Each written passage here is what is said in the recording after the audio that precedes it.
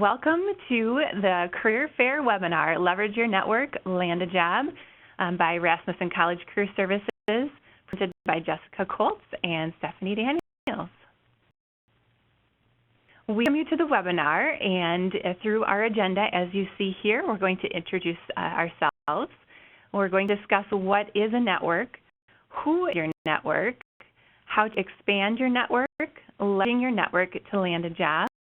And finally, after our webinar, we're going to have a question and answer session where you can stay and ask us questions, or we can elaborate on any more details and provide you with some further information.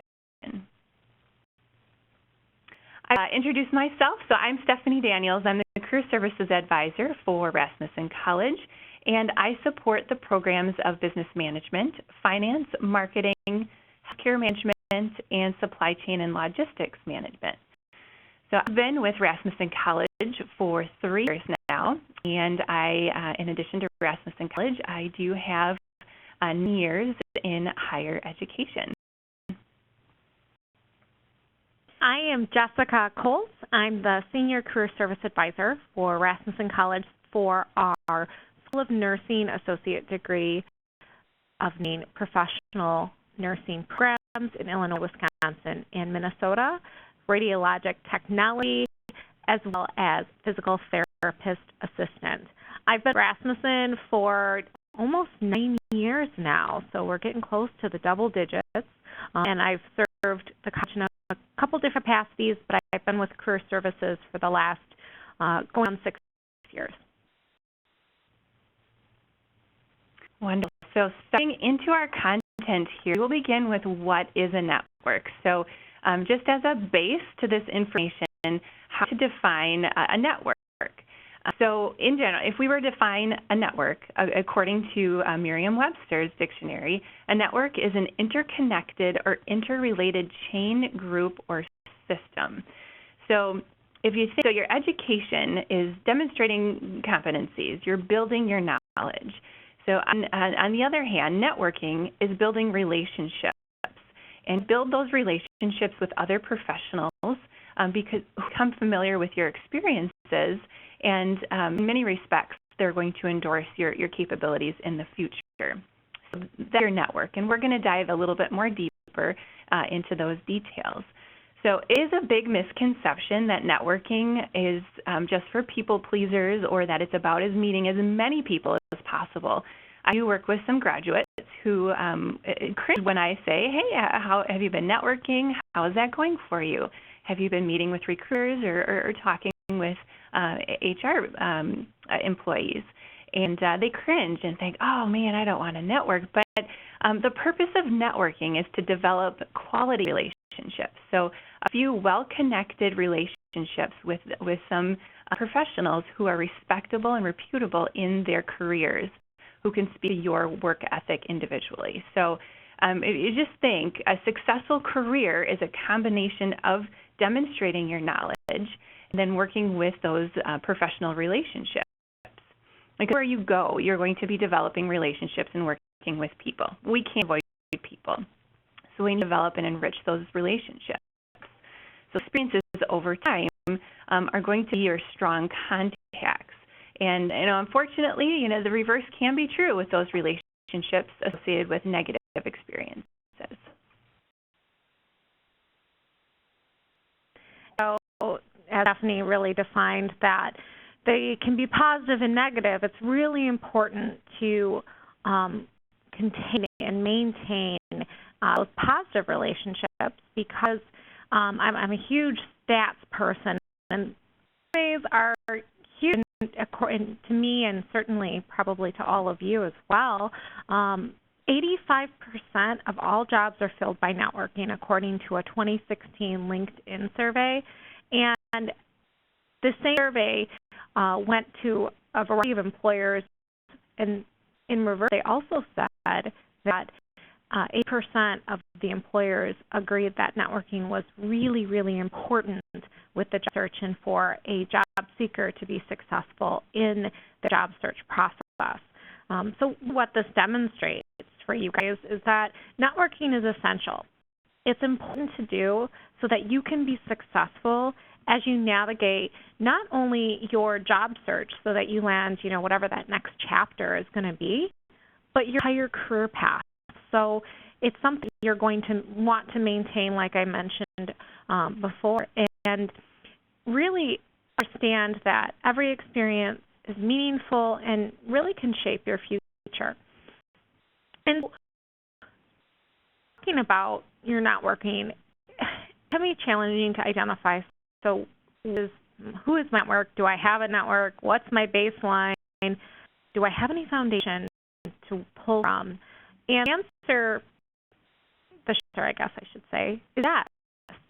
Inactivity is something that you probably have become even more heightenedly aware of with social media if you have Facebook or LinkedIn, and recognizing all of those connections that you have, for example, with LinkedIn, second connections and third connections that you have with those individuals that you have first connections with that are mutual or you have, existing relationships with or professional connections too. Certainly with Facebook, I think we've all had that moment that, how do you know so-and-so? It's very true. I really like the phrase, if you see the screen here, it says, everyone has 6 degrees of separation from Kevin Bacon. If you're not familiar with this, the argument is that all of us are 6 degrees from Kevin Bacon, literally. So 6 actions, 6 people away from Kevin Bacon. And I think this really just versus and asserts the reality that we are all connected, and you have a lot of people in your existing network today. And even if you don't realize you have these people in your network, sometimes they can come in the least expected opportunities. So this slide is titled Serendipitous Occurrences. We have some great examples that we'd like to share with you of those opportunities that happened by chance that benefited individuals positively, including myself. I'd like to share, with Rasmussen College, I was hired in a serendipitous occurrence, but was at home with my children. I wasn't working at the time.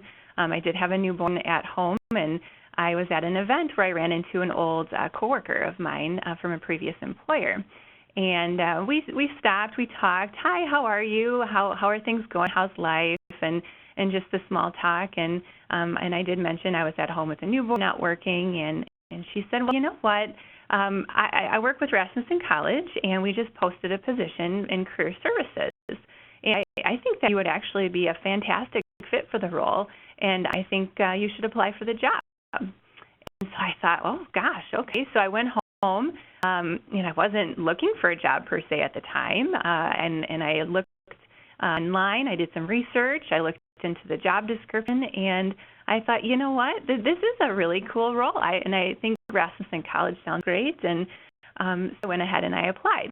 What ended up getting hired in my interview was that individual I used to work with in the past, and I was hired for the role. So really, our connections may come when we least expect, and we also consider public transportation or standing in line at Starbucks.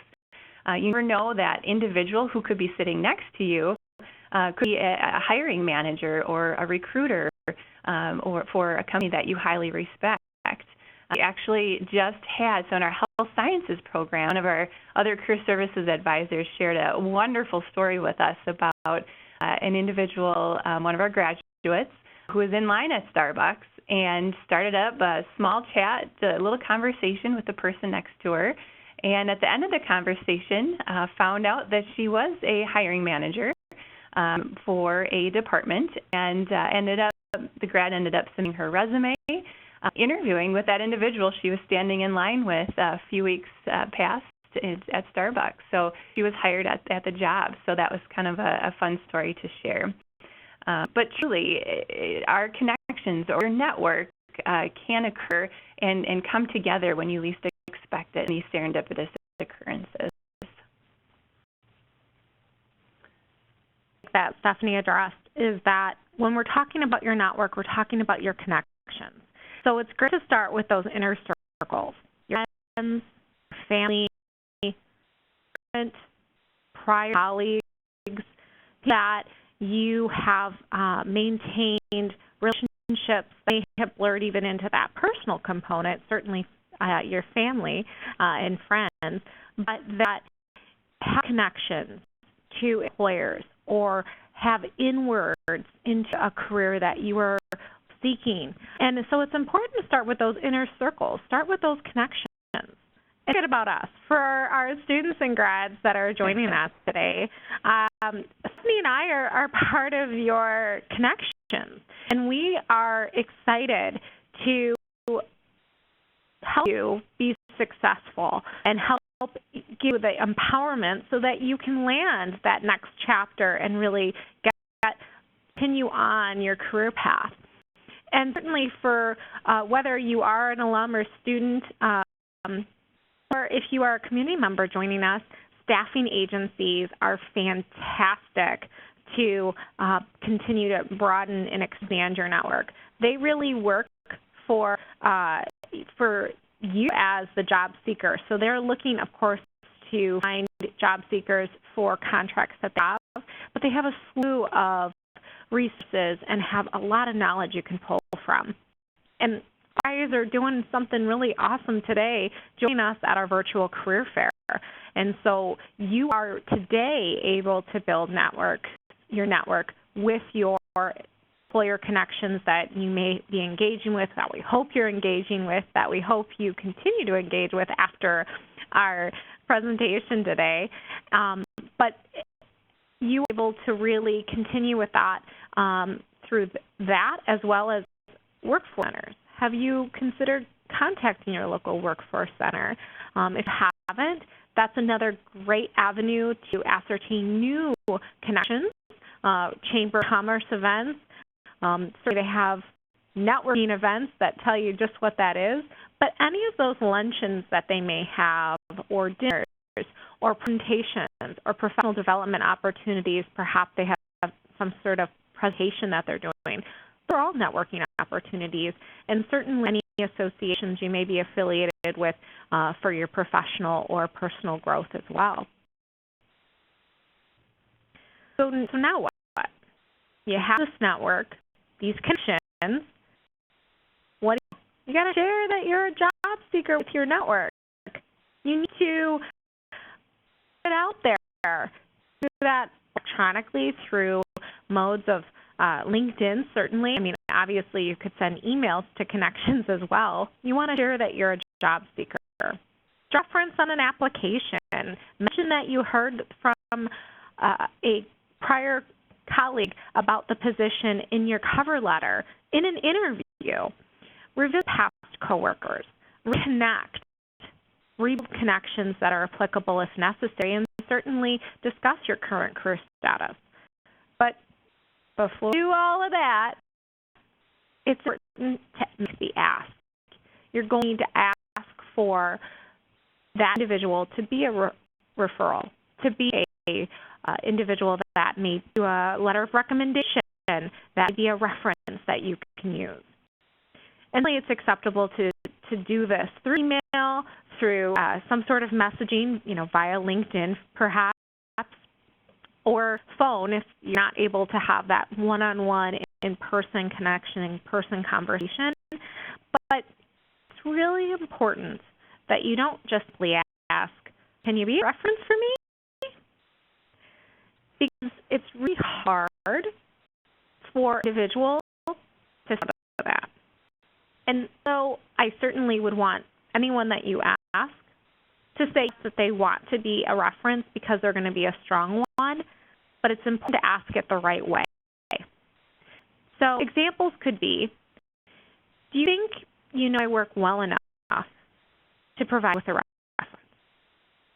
Or if that doesn't seem authentic or natural for you, you certainly ask, do you feel comfortable in giving me a reference, or do you feel you could give me a positive reference? It's easier for someone to then respond very authentically, very truthfully, if they feel that they can be a strong reference for you. because ultimately you want to hear it from them if they're not sure that they be the strong reference that you need versus from an employer. Yeah, and I will share that I have been asked to be a reference for some individuals, and I did feel that I said no, and I had just said, I feel that someone else could provide reference to your character in regards to your management skills better than I, or in regards to your customer service skills better than I. It also depends on the position. You definitely want to choose the right people for the right industry, and just kind of focus in on that if you have that flexibility to look into those individuals. So if you think about your connections, and currently, do you have connections that work with a specific employer or with a specific field in that specific industry? Do you have family members, close friends that are employed with a company that you find highly respectable or reputable? Do you have connections that have affiliations with a particular employer? Is your neighbor part of a leadership or in a leadership role in a company? Do you have connections that are strong character references, like Jessica mentioned? Connections that would compose letters of recommendation. That's pretty common with our, on the academic side. There are quite a few roles that do require or ask for letters of recommendation in various aspects. Do you have connections that would be willing to notify you of desirable positions, such as my experience with my serendipitous occurrence, that my past coworker had recommended me for a position that I probably would not have sought out or found a connection with, which actually was a pretty good fit. So all things to really consider. At the end of the day, what we really hope that take away from this presentation is it's important to really maintain your network. You never know when you need that person to reference or referral. And for that reason, it's really important to think of it as a two-way street. You need to build and maintain that network, but you want to reciprocate. And so if you have a colleague, former or current, or if you have a friend, family member that wants to use you as a reference, and as I asserted, they do it the right way, they ask, and you feel like you're a strong reference for them, even if you feel kind of awkward about it, because it's intimidating to some of you, and I certainly can appreciate that, do it. Because they're more likely to reciprocate that when you need them. And just like that, you never ever know when you're going to need to have those connections. So don't burn any bridges either, and disregard someone as no longer needed. Not that we would do it necessarily intentionally, but it's just important to be cognizant of that. So we hope that you were able to gather a couple points that you're going to walk away with, aside from just maintaining your connections, maintaining your network. And we really thank you for joining us today, whether you were able to join all of our discussion or part of it. And we invite you to get more information on a variety of professional development topics by subscribing to the Rasmussen College Library and Learning Services YouTube channel. At this time, I know we're going to open up for our question and answer session, but I know Stephanie probably wants to say a few words. Yeah, we do thank you for your time, and hope that we also want to take that plunge. And I know it can be scary. Sometimes we don't have that confidence that we all want, but just go for it, give it your best shot, and just keep on smiling. So thank you, and we wish you luck at the virtual career fair today.